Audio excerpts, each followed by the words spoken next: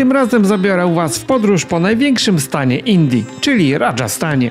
Podczas 3-tygodniowej podróży pokażę Wam najciekawsze zakątki tego regionu Indii. Z Jaipuru udaję się do świętego miasta Puszkar, w którym znajduje się jedyna na świecie świątynia Boga Brahmy oraz święte jezioro, w którym zanurzenie według hinduistycznych wierzeń oczyszcza całkowicie z grzechów. Można więc powiedzieć, że jest to taki zamiennik katolickiej spowiedzi. Miasto ma całkowicie inny klimat niż to, co do tej pory widziałem, podróżując kilka miesięcy po Indiach. Oprócz widocznego na każdym kroku mistycyzmu, świętych mężów i cudownych krów z 5 nogami, które leczą bezpłodność, miasto stało się Mekką hipisów z całego świata oraz przybyszów z Izraela. Już sam asortyment na bazarze różni się całkowicie od tego, co znajdziemy chociażby w innych miastach Rajasthanu. Puszkar, podobnie jak Varanasi, jest popularnym miejscem do rytualnego palenia ciał zmarłych. Prochy oczywiście są wysypywane do jeziora, w którym pielgrzymi obmywają się z grzechów. Jeżeli podobają Ci się moje filmy, możesz dołączyć do grona patronów kanału, dzięki czemu otrzymasz dostęp do ekskluzywnych materiałów i bonusów. Dzięki Twojemu wsparciu mogą właśnie powstawać filmy takie jak ten. Zanim przejdziesz do oglądania tego filmu, zapraszam Cię do subskrypcji kanału oraz zostawienia łapki w górę i komentarza dla zasięgu. Jeżeli podobają Ci się moje filmy, możesz dołączyć do grona patronów kanału, dzięki czemu otrzymasz dostęp do ekskluzywnych materiałów i bonusów.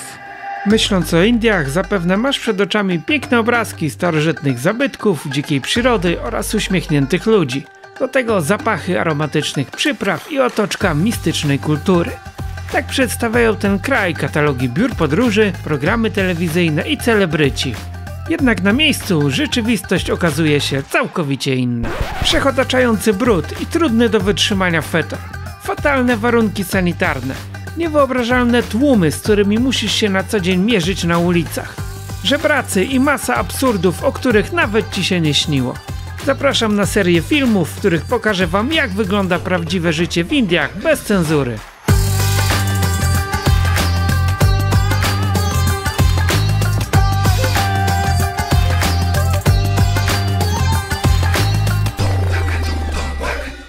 Z Jaipuru udaje się pociągiem do miasta Ajmer, zamieszkałego głównie przez muzułmanów. Następnie szybka riksza na dworzec autobusowy i już jedziemy w kierunku Puszkaru z zatłoczonym złomem.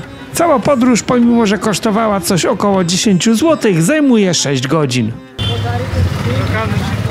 Moja głowa. Szerokany środek transportu.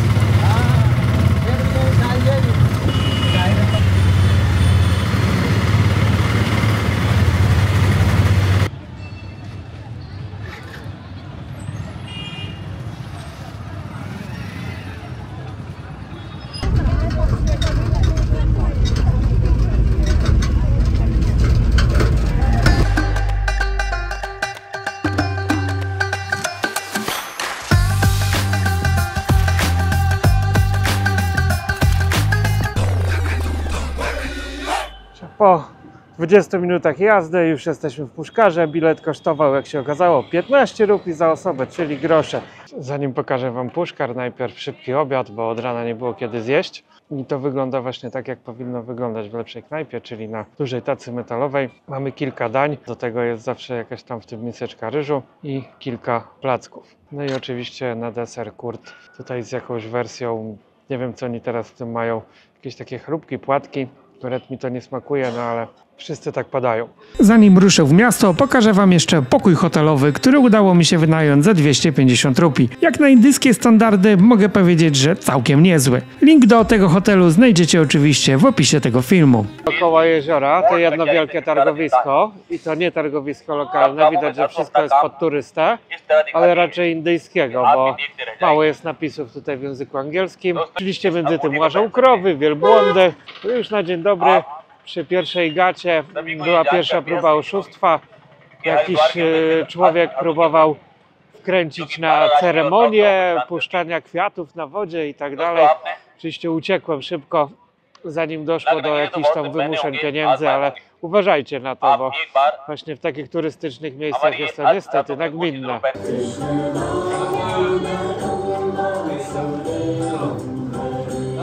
Na początek udaje się za miasto, gdzie zaczyna się pustynia, aby zobaczyć wielbłądy, z których słynie Puszkar. Każdego roku w połowie listopada odbywa się tutaj największy na świecie targ wielbłądów. Ceny wielbłądów zaczynają się od $400, czyli na kieszeń każdego Polaka. Ale masa atrakcji czeka na Ciebie tutaj przez cały rok. Pustynia usłana jest obozami rozrywki, gdzie możesz zrobić sobie zdjęcie w tradycyjnym stroju lub przejechać się na wielbłądzie pomiędzy śmieciami. Widać, że z celu religijnych pielgrzymek uczynili sobie niezłe komercyjne źródło dochodu. No i wszyscy tutaj namawiają na przejażdżki, jakieś safari. Można się chyba przejechać i na samym wielbłądzie, i na jakimś takim dziwnym, śmiesznym wozie. Miasteczko jest bardzo małe, niewiele ponad 10 000 mieszkańców.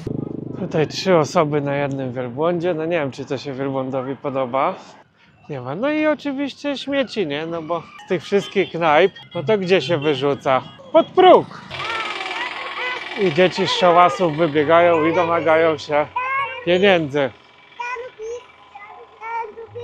Twarde cukierka ci dam, o. Idąc sobie tędy, trzeba się opędzać od różnej maści żebraków. Tu akurat biegnie gromadka dzieci z nami. No, dzieci to nie są tam groźne, ale kiedyś była sytuacja, że żebrak chciał mnie bić laską, bo nie chciałem mu dać pieniędzy. Jest tutaj też takie mini muzeum zamków na piasku. Odbywał się tu jakiś festiwal właśnie zamkowy. No i jest kilka takich dość ciekawych konstrukcji tutaj wyrzeźbionych, tylko niepotrzebnie stoją jakieś plakaty polityczne między tym.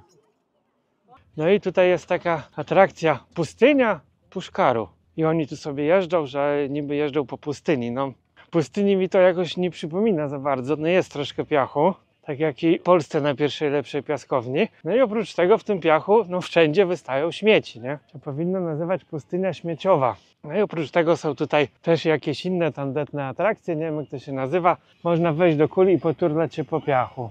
Można pojeździć też na koniu, można pojeździć jeepem. Kolejni idą do zdjęć.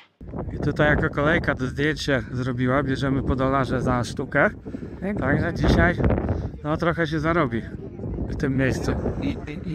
Jesteśmy większymi atrakcjami niż wielbłądy.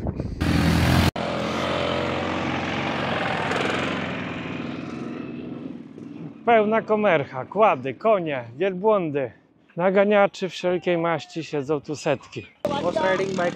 No. Taki proponują jakieś jazdy konne, wielbłądzie. O, można wynająć stroje, tak, i pajacować tutaj. Dobry. No także od razu już żądają pieniądze, że w ogóle się kieruje kamerę w ich stronę. Jest tu tych trochę cudaków, ale to wszystko jest poprzebierane po prostu pod turystę, żeby wyłudzać pieniądze. No, autentyzmu to tu nie ma, tylko taki właśnie kicz. Bardziej umęczą niż to gorące słońce pustyni. Po prostu komercha pełną gębą. Część osób w komentarzach zarzucała mi, że ja pokazuję syf, że Indie takie nie są. No niestety, ale są. Jak widzicie, staram się pokazywać dużo ładnych rzeczy, no ale to nie jest tak, że ja chodzę i szukam tego syfu. On po prostu jest, on jest wszędzie. Czyli idę sobie gdziekolwiek. Tu się pasie za mną krowa w śmieciach. Wszędzie no są śmieci. Czy to jest wieś, czy to jest miasto. Po prostu kiedyś pewnie tu tak nie było, jak nie mieli plastiku, ale odkąd jest ten plastik, to wszystko wygląda jak wysypisko śmieci. Tak więc no, staram się pokazywać jakieś perełki, które są ciekawe, ale to wszystko, ta droga przynajmniej do tych miejsc, zawsze jest usłana śmieciami. No i okraszona odpowiednim zapachem. Też nie rozumiem osób, które pokazują pewne miejsca, takie pułapki turystyczne nawet, jako raje na ziemi. Na przykład Bali. Nigdzie mnie tak nie umęczono jak tam. Chcę wam pokazać tak, jak to wygląda naprawdę. A nie naoglądamy się pięknych filmików, jakichś tam youtuberów, blogerek, jak to jest pięknie, cudownie i w ogóle ludzie są mili, otwarci i tak dalej. Później gdzieś przylatujemy na jakieś miejsce i okazuje się, że jest zupełnie inaczej. Jest halo, ale przecież nikt o tym nam nie powiedział. Bo jeżeli siedzisz w hotelu i nie wychodzisz przez tydzień, to ta perspektywa będzie zupełnie inna, gwarantuję. Albo bierzesz sobie przewodnika, który cię odbiera prosto z lotniska i wozi i pokazuje to, co on chce pokazać. Nie ma co ukrywać, że w dzisiejszych czasach to nie przewodniki książkowe, a właśnie jakieś blogi na YouTubie na przykład są wyznacznikiem tego, co zwiedzają ludzie. popularni youtuberzy potrafią wykreować jakieś miejsca. No i nawet na tym tripie spotkałem kilka osób, również z Polski, które mówiły, że kierowały się tego typu filmami, no i były zawiedzione, że to było wszystko przedstawione w jakiś taki po prostu cukierkowy sposób, że jest pięknie, zajebiście czysto, a na miejscu przyszło rozczarowanie wielkie. Kraje, które uchodzą za wysoko rozwinięte, to tam też jest strasznie i wcale nie lepiej niż tutaj. Też jest mnóstwo śmieci w miastach, mnóstwo ćpunów, którzy leżą po ulicach, więc wszystko kwestia, z jakiej strony to pokażemy. I zobaczcie, w Polsce ludzie się dziwią, jak jest wesele na 500 osób, że to jest dużo w dzisiejszych czasach.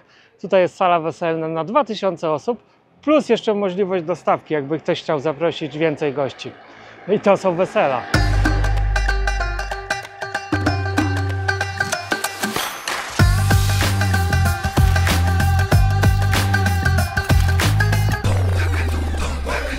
Byłem ciekaw, gdzie się podziewają śmieci, skoro nikt ich nie sprząta. I proszę, wyjaśniło się. Po to są tu krowy i kozy i one po prostu je zjadają. Oczywiście nie są w stanie wszystkiego zjeść, bo śmieci jest za dużo, ale coś tam zjedzą. O, i tutaj jest jakiś też piękny budynek z wizerunkami krów. Piękne zdobienia. Taki już tutaj styl właśnie indyjski pomieszany z arabskim. I oczywiście wszędzie, żeby tutaj wejść do jakichkolwiek tych obiektów kultu, no to trzeba zdjąć buty. Lepiej się zaopatrzyć w jakieś lekkie klapeczki i we własną torbę, bo można wtedy te buty zabrać ze sobą. A mi kiedyś skradziono właśnie takie świetne klapki.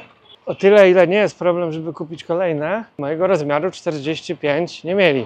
Jeżeli podróżujesz po Rajasthanie i planujesz zakupy, Puszkar będzie zdecydowanie najlepszym miejscem. Nigdzie w Indiach nie widziałem lepiej zaopatrzonego bazaru w produkty, które są pożądane przez nas, Europejczyków. Stąd ewidentnie pochodzi zaopatrzenie większości straganów i sklepów z plażową oraz hipisowską odzieżą w Europie. Oczywiście w Europie płacimy za to wszystko kilkukrotnie drożej. Okropne szerokie spodnie w stylu boho kupiłem tutaj za 6 zł, podczas gdy w Europie za te same trzeba dać co najmniej 20 euro. Sok z trzciny cukrowej, świeżo wyciskany. Jak chodzi o zatrucia, to chyba zatruwają się głównie ludzie, którzy właśnie przeżywają to mocno i boją się, żeby się nie zatruć. Ja się nigdy nie bałem i się w sobie nie zatrułem. No raz, ale to z przejedzenia. Ale nic z tych rzeczy, żeby siedzieć kilka dni na kiblu, jak to niektórzy opisują, czy mieć gorączkę. Nie szczepiłem się nigdy na nic. Nie mam nawet ubezpieczenia jakiegoś wyrafinowanego, tylko zwykłe z PZMOT-u za 150 zł rocznie i to wszystko. I tak nigdy z niego nawet nie korzystałem. Tutaj są popioły, szczątki, resztki kości i tu pewnie właśnie wywalają to, co się nie spaliło podczas palenia ciał. Czy te ciała też tu gdzieś pewnie palą?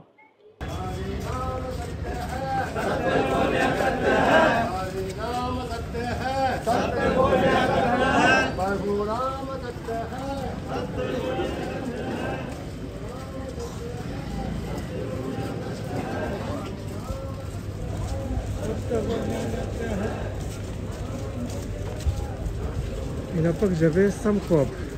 Kobiety nie żegnają, idą go spalić nad wodę. No ale są setki ludzi, jakby nie było. Dlaczego musimy chodzić tu bez butów, kiedy tu jest wszędzie gówno i śmieci? I to może być, to nie przeszkadza.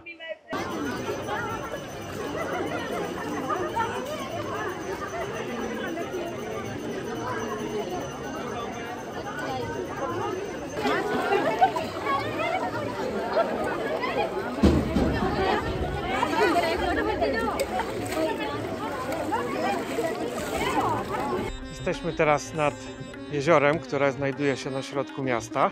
Jest tutaj prastary ośrodek kultu Boga Stworzyciela Brahmy. Brahma jest to prastary Bóg i według legendy chciał dokonać właśnie w tym jeziorze samounicestwienia. A kiedy jego żona nie przybyła na czas, wówczas nie poczekał na nią, tylko poślubił sobie inną kobietę. I rozgniewana baba, jak to baba, za karę rzuciła na niego klątwę, że nie będzie czczony nigdzie indziej poza Puszkarem. Stąd tylko jedna świątynia w całych Indiach, gdzie można czcić tego Boga. No i jezioro, które teraz tutaj widzicie, uważane jest za cudowne i uzdrawiające. Przybywają tutaj pielgrzymi z całych Indii, żeby dokonać rytualnego obmycia się i wierzą, że uzdrowi ich to od chorób, przyniesie szczęście, da pieniądze, płodność i tak dalej. Przybywają tutaj wyznawcy hinduizmu, dżinizmu, szykizmu, a nawet mogolscy muzułmanie. Jednak kiedyś fanatyczny muzułmanin Aurangzeb zburzył wszystkie świątynie i to było w XVIII wieku. Tak więc większość tego, co dzisiaj tutaj widzimy, zostało odbudowane dopiero po 1947 roku wieku XX, czyli kiedy już Indie odzyskały niepodległość. I obecnie jest to jeden z ważniejszych ośrodków turystycznych indyjskich i pod względem religijnym, i pod względem takim komercyjnym właśnie ze względu na bliskość pustyni. No i dość ciekawe położenie, bo tutaj dookoła są właśnie góry. Tutaj święty człowiek znalazł sobie taką jamę i ma swoje siedlisko. No i w sumie dobrze mu jest. Oto po czym tu trzeba iść. Ten kawałek betonu jest święty, a ten obok już nie. Tam już można w butach. I tu muszę na boso, po gównie chodzić. Chociaż jak na te ich święte jeziora, to i tak jest w miarę czyste, bo tuż po zachodzie słońca wylęgli tutaj zewsząd artyści, więc wszędzie rozbrzmiewa muzyka. I to nie są fanatycy religijni, tylko hipisi. Dużo miejscowych Hindusów oraz dużo przyjezdnych z całego świata. I co ciekawe, większość chyba tutaj tej społeczności białych eskapatów stanowią Żydzi. To jest jakieś ich ulubione tutaj miejsce i wielu z nich tutaj mieszka. Jest tutaj dookoła tego jeziorka wiele takich knajp na dachu, z których możemy sobie właśnie podziwiać widok tego, co się dzieje z tyłu. No i to, co widzicie na stole, znowu thali, najlepsze indyjskie jedzenie, każde będzie inne. I to, co tutaj widać, to jest koszt 200 rupii, a taka herbatka masala chai 20 rupii. Tak więc bardzo tanio można się najeść, dosyta i napić. I jeszcze w jak przyjemnym miejscu. I co ciekawe, tutaj przy wejściu pisze, że w tym lokalu nie ma alkoholu, narkotyków i papierosów, a stoją popielniczki i od razu kelner zaproponował, że jak chcemy, to oczywiście załatwię piwo, a coś innego jakby trzeba było, to też nie będzie problemu. Więc chyba w tym mieście jest ogólnie prohibicja, bo tutaj nie widziałem nigdzie alkoholu. No, miasto pielgrzymkowe, tak więc miałoby to sens. Jeżeli jakaś kobieta szuka faceta, jest samotna, no to może sobie przyjechać do Indii. Tutaj od razu jest wianuszek chętnych. Czyli żadna biała nie chodzi sobie samotnie, od razu są chętni i ponoć są też dobrzy w łóżku, co dzisiaj miałem okazję sam na własne uszy słyszeć w nocy. Tam gościu chyba aż łóżko załamał, a dziewczyna w pokoju na górze krzyczała tylko oh my god, oh my god. Aż dziecko się jakieś rozpłakało w hotelu, darli się na cały hotel.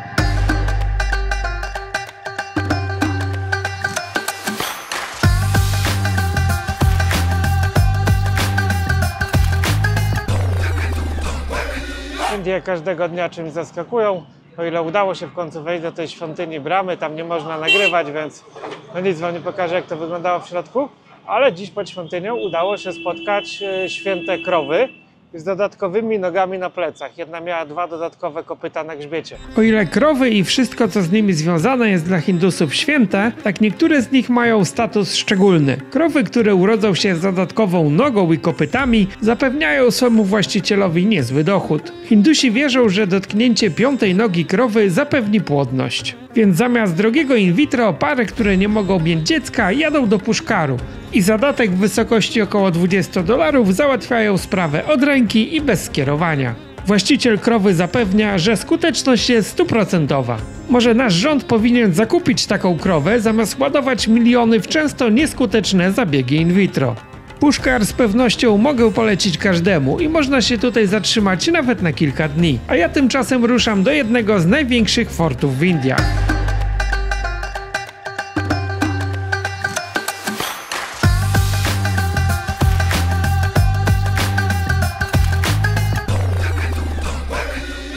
Takie jakieś ich ciasteczka. Smakuje to różnie. O, szczur. Szczur przerwał troszkę nagranie tutaj, który się wspinał właśnie po szafce z naczyniami. Ale no to jest normalne, nie ma się co przermować. I sam Ajmer jest już miastem muzułmańskim. Tutaj słychać nawoływania z meczetów dookoła. Jest tutaj alkohol. Wygląda to zupełnie inaczej niż Puszkar, mimo że dzieli je 20 km. Przed chwilą przebiegał ten dyszczur po tych właśnie tacach, a za chwilę on komuś poda jedzenie w tych tacach.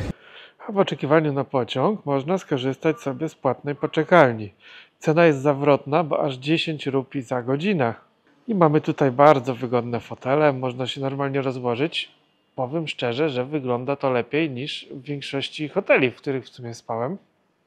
Jest też tutaj prysznic, można sobie zamówić jedzenie, szczoteczki, pasty do zębów, wszystko tutaj mają i to kosztuje grosze.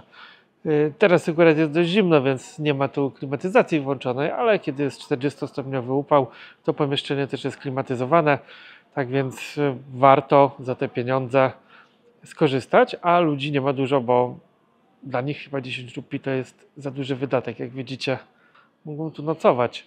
10 rupii za godzinę, 8 godzin snu, 80 rupii. No to się opłaca bardziej niż po prostu wynajem hotelu. Dziękuję za dotrwanie do końca filmu i już teraz zapraszam Cię na kolejny odcinek z Rajasthanu, który zaskakuje mnie coraz bardziej. Nie zapomnij oczywiście zasubskrybować kanału i zostawić łapkę i komentarz dla zasięgu. Do zobaczenia w kolejnym odcinku. Cześć!